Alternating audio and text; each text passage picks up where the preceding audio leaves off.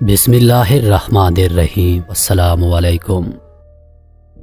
واقعہ کربلا تاریخ اسلام کا وہ پرسوز واقعہ ہے جو قیامت تک نہیں بھلایا جا سکتا، جس میں نواسۂ رسول حضرت امام حسین رضی اللہ تعالی عنہ شہید کر دیے گئے تھے۔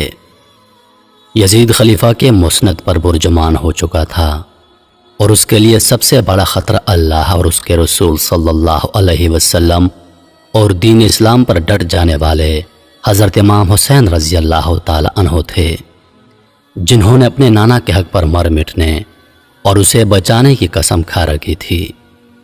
یزید سمجھ رہا تھا کہ والد اور بھائی کی شہادت کے بعد حضرت امام حسین رضی اللہ تعالی عنہ کمزور ہو چکے ہیں۔ اس نے سوچا اپنی طاقت کو مزید بڑھانے اور حکومت کو مکمل طور پر اپنے قابو میں کرنے کے لیے آپ رضی اللہ تعالی عنہ کو راستے سے ہٹانا فائدہ مند ہوگا، لیکن اسے شاید معلوم نہیں تھا کہ سردار جنت کے لیے دنیاوی خلافت کوئی معنی نہیں رکھتی۔ کوفہ والوں کے سینکڑوں خطوط حضرت امام حسین رضی اللہ تعالی عنہ کو موصول ہوئے، جن میں یزید اور ان کے اہلکاروں کے مظالم بیان کیے جاتے تھے اور دین اسلام کو درپیش خطرات سے آگاہ کیا جاتا تھا۔ ایک اطلاع آپ کو یہ بھی ملی کہ شراب نوشی عام ہو چکی ہے۔ اپنے والد امیر المومنین حضرت علی رضی اللہ تعالی عنہ کی جائے شہادت پر جانے اور اپنے لوگوں کی رہنمائی کے لیے آپ نے مدینہ سے کوفہ جانے کا فیصلہ کیا۔ چنانچہ 28 رجب سن 60 ہجری کو آپ اپنے 72 ساتھیوں کے ساتھ مدینہ سے کوفہ کی طرف روانہ ہوئے۔ براستہ مکہ حضرت امام حسین اپنے 18 اہل بیت اور 50 اصحاب کے ساتھ کربلا پہنچے۔ 8 ذی الحجہ کو آپ کو کوفہ والوں کی عیش شکنی کا اندازہ اس وقت ہو چکا تھا جب آپ نے اپنے چچا زاد بھائی مسلم بن عقیل کی شہادت کی خبر سنی، لیکن آپ نے اپنا سفر جاری رکھا۔ شاید آپ اپنے نانا حضرت محمد صلی اللہ علیہ وسلم کی اس پیشن گوئی کا انتظار کر رہے تھے جس کا ذکر حضرت محمد صلی اللہ علیہ وسلم نے اپنی زوجہ ام المومنین حضرت ام سلمہ سے کیا تھا۔ بخاری شریف کی روایت کے مطابق آپ نے ام سلمہ کو مٹی دی اور کہا تھا، یہ کربلا کی مٹی ہے، جب یہ سرخ ہو جائے تو سمجھ لینا میرے جگر کا گوشہ اور میرے گھر کا پھول حسین بن علی شہید کر دیا گیا ہے۔ حضرت امام حسین اپنے اہل بیت کے ہمراہ 2 محرم الحرام سن 61 ہجری کو کربلا پہنچے۔ بعض روایات میں آتا ہے کہ جب آپ کی سواری کربلا کے ریگستان میں پہنچی تو آپ کے گھوڑے پر ایک عجیب سی کیفیت طاری تھی، جیسے وہ یہاں سے آپ کو لے کر دور بھاگنا چاہتا ہو۔ آپ نے پوچھا یہ کون سا مقام ہے تو معلوم ہوا یہ سرزمین کربلا ہے۔ آپ نے ارشاد فرمایا، قافلوں کو یہاں روک دیا جائے، ہم یہیں پر قیام کریں گے۔ اصحاب نے آپ کے حکم کی تعمیل کی اور کربلا کے بنجر ریگستان میں خیمے لگا دیے گئے۔ آپ نے آسمان کی طرف دیکھ کر اللہ سے دعا کی، اے اللہ میرے نانا کی دین کی حفاظت فرما اور اسے زندہ اور آباد رکھ۔ آپ کو اطلاع مل چکی تھی کہ آپ کے چچا زاد بھائی حضرت مسلم بن عقیل، جن کو آپ نے اپنا سفیر بنا کر کوفہ بھیجا تھا کہ وہاں کے حالات معلوم کر کے آپ کو خبر دیں، ان کو انتہائی بے دردی کے ساتھ شہید کر دیا گیا ہے۔ کوفہ کے لوگ جو آپ کو بار بار خطوط بھیج رہے تھے، وہ کوفہ کے گورنر ابن زیاد کے خفیہ لالچ سے حضرت مسلم بن عقیل کو تنہا چھوڑ چکے تھے اور وہ کوفہ کی گلیوں سے بالکل ناواقف تھے۔ ابن زیاد کے ایک سپہ سالار نے ان کو امان کا وعدہ دے کر گرفتار کیا اور بعد میں انہیں کوفہ کے محل کی چھت سے دھکا دے کر شہید کر دیا۔ اپنے چچا زاد بھائی کی شہادت کا صدمہ اور کوفہ والوں کی بے وفائی کا افسوس آپ کو آگے بڑھنے پر مجبور کر رہا تھا، اور مقصد اتنا بڑا تھا کہ آپ پیچھے ہٹ نہیں سکتے تھے۔ حضرت امام حسین رضی اللہ تعالی عنہ کو کوفہ سے سینکڑوں خطوط موصول ہوئے۔ ان کے جواب میں آپ نے مسلم بن عقیل کے ہاتھ جو خط بھیجا، اس کے الفاظ کچھ یوں تھے۔ آپ نے فرمایا، میں اپنے خاندان کے سب سے بااعتماد چچا زاد بھائی کو آپ کی طرف بھیج رہا ہوں تاکہ وہ مجھے آپ لوگوں کے حالات سے آگاہ کرے۔ اگر اس نے مجھے یہ خبر دی کہ آپ لوگ وہی ہو جنہوں نے مجھے خطوط لکھے تو میں آپ کے ہاں آؤں گا۔ امام صرف وہ ہے جو کتاب خدا پر عمل پیرا ہو، عدل قائم کرے، دین حق پر یقین رکھتا ہو اور اپنے آپ کو خدا کے لیے وقف کر دے۔ لیکن افسوس، سفیر حضرت امام حسین رضی اللہ تعالی عنہ حضرت مسلم بن عقیل کو شہید کر دیا گیا۔ خیمے لگ چکے تھے اور ترتیب کچھ یوں تھی کہ سب سے آگے پہلا خیمہ حضرت عباس کا تھا۔ حضرت عباس کا نام آتے ہی جو الفاظ ذہن میں آتے ہیں وہ ہیں وفا، سچائی، بہادری اور حق پر ڈٹ جانا۔ یہ ایسے شہید ہیں جو غازی کہلاتے ہیں۔ حضرت عباس حضرت علی رضی اللہ تعالی عنہ کی دوسری بیوی ام البنین سے ہیں۔ حضرت عباس علمدار کربلا کے میدان میں حضرت امام حسین کی فوج کے علمدار تھے۔ یزیدی فوج 3 محرم الحرام کو امام کی فوج کے راستے میں پڑاؤ ڈال چکی تھی، حالات کشیدگی کی طرف جا رہے تھے۔ حضرت امام حسین نے اپنے اصحاب اور اہل بیت کو اکٹھا کیا۔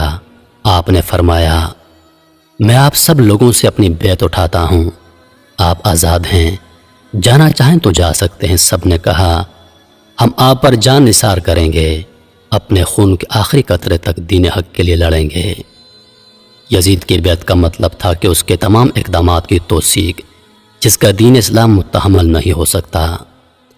لہذا آپ کے پاس 2 راستے تھے، یا واپس چلے جائیں یا حق پر رہتے ہوئے جنگ لڑیں۔ لیکن معلوم ہوا کہ واپسی کا راستہ یزیدی فوج بند کر چکی ہے۔ اب صرف جنگ تھی یا یزید کے ہاتھ پر بیعت۔ ابن زیاد قاضی کوفہ سے حضرت امام حسین کو باغی کہلوا کر قتل کا فتویٰ لے چکا تھا اور اس نے مزید فوج کربلا روانہ کر دی تھی تاکہ یزید کی خوشنودی حاصل کر سکے۔ روایات کے مطابق حضرت امام حسین کے 72 افراد کے مقابلے میں ابن زیاد نے 4 محرم سن 61 ہجری کو بہت بڑی فوج کا لشکر لے کر کوفہ سے روانہ ہو گیا۔ حضرت امام حسین کے ساتھ یزیدی فوج کے مذاکرات جاری تھے۔ 7 محرم الحرام کو یزیدی فوج نے طاقت کے نشے میں مست ہو کر حضرت امام حسین کو پیغام بھیجا، آپ اپنے خیمے پانی کے قریب سے اٹھا لیں، اور راستے میں یزیدی فوج کو بٹھا دیا گیا۔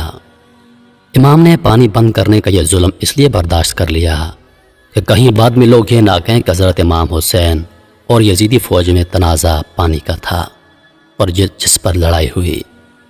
آپ نے ظلم برداشت کیا اور اپنے اصحاب کے ساتھ خیموں کو پانی سے دور لے گئے۔ تپتے صحرا میں سب لوگ پانی کی پیاس سے تڑپنے لگے۔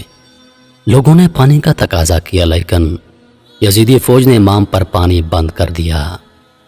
بچوں سے زیادہ دین اسلام کی فکر تھی کہ یہ کن ظالموں کے ہاتھ اقتدار آ گیا ہے۔ یہ لوگ زمانہ جاہلیت سے زیادہ خطرناک اور گمراہ تھے۔ امام کسی صورت بھی یزید کے ہاتھ پر بیعت کرنے کو تیار نہ تھے۔ امام نے فرمایا، ہمارا راستہ چھوڑ دو، ہم کوفہ یا کہیں اور چلے جاتے ہیں۔ لیکن یزیدی فوج کسی بدقسمت جانور کی طرح طاقت کے نشے میں چور تھی۔ اس کے سربراہ نے کہا، 2 ہی راستے ہیں، آپ یا تو بیعت کر لیں یا جنگ کے لیے تیار ہو جائیں۔ 9 محرم الحرام کو شمر یزید کے ساتھ کربلا کے میدان میں داخل ہوا۔ بعض روایات کے مطابق 9 محرم الحرام کو یزید کی فوج میں مزید جنگجو شامل کر دیے گئے تھے جو حضرت امام حسین کی فوج کے 72 جانثاروں سے جنگ کرنے کربلا میں آئے تھے۔ شمر نے آتے ہی اپنی عیاری اور مکاری کا استعمال کرنا چاہا اور اس نے حضرت عباس اور ان کے بھائیوں کے نام امان نامہ بھجوایا کہ آپ لوگ اس طلائی سے الگ ہو جائیے، آپ کو امان ہے۔ شمر نے کہا، آپ کی والدہ میرے قبیلے سے ہے اور اس رشتے سے میں آپ کا ماموں لگتا ہوں، لہٰذا آپ کو آپ کے بھائیوں سمیت امان دیتا ہوں، آپ جہاں جانا چاہیں چلے جائیے۔ حضرت عباس، جن کا نام بھی وفا کا پیکر ہے، وہ کہاں ایسی باتوں میں آ کر اپنے بھائی کو چھوڑنے والے تھے۔ آپ کی ماں کا ذکر آیا تو حضرت عباس نے شمر کو کہا، او ملعون، اپنی ناپاک زبان سے میری ماں کا نام مت لے، انہی کی تربیت اور حکم سے آج میں یہاں پر موجود ہوں۔ 9 محرم الحرام کی رات حضرت امام حسین کو یقین ہو گیا کہ یزیدی فوج آپ کا خون بہانے کے در پر تھے۔ آپ نے اپنے تمام اصحاب اور اہل بیت کو اکٹھا کیا اور فرمایا، آپ میں سے جو جانا چاہے جا سکتا ہے، دشمن اپنے لیے جہنم خریدنا چاہتا ہے۔ میری خواہش ہے کہ میرے نانا کی امتی جہنم سے بچ جائیں، لیکن وہ ہمارے خون کے پیاسے ہیں۔ روایات میں آتا ہے کہ حضرت امام حسین نے روشنی مہتم کروا دی کہ اگر کوئی جانا چاہے تو چلا جائے۔ کچھ دیر کے بعد آپ نے اپنے باوفا بھائی اور ساتھی کو کہا عباس روشنی بڑھا دو، یعنی حضرت امام حسین کو یقین تھا یہ میرا بھائی مجھے تنہا نہیں چھوڑے گا۔ 10 محرم الحرام کا سورج ہوا۔ تمام اصحاب اور اہل بیت نے رات جاگ کر گزاری تھی۔ سب لوگ پیاس سے نڈھال تھے۔ 7 محرم کی شام کو حضرت امام حسین کے حکم سے حضرت عباس اپنے چند افراد کے ساتھ یزیدی فوج کو دھکیلتے ہوئے فرات سے پانی کا مشکیزہ بھر کر لائے تھے، لیکن 10 محرم کو فوج کئی گنا بڑھ چکی تھی۔ شمر راستے میں حائل تھا۔ پیاسے بچوں کی ڈوبتی چیخیں اور سسکیاں ماحول کو پرآشوب بنا رہی تھیں۔ حضرت امام حسین کی 4 سالہ بیٹی حضرت بی بی سکینہ پیاس سے نڈھال تھی۔ انہوں نے اپنے چچا حضرت عباس سے پانی کا تقاضا کیا۔ حضرت عباس، بی بی سکینہ اور حضرت علی اصغر کے لیے پانی لینے نکلے۔ آپ کے ایک ہاتھ میں علم تھا اور دوسرے ہاتھ میں تلوار تھی۔ آپ نے مشکیزہ اپنی پشت پر لٹکایا اور حضرت امام حسین کی اجازت سے پانی لینے روانہ ہو گئے۔ یزیدی دشمن گھاٹ لگائے بیٹھے تھے۔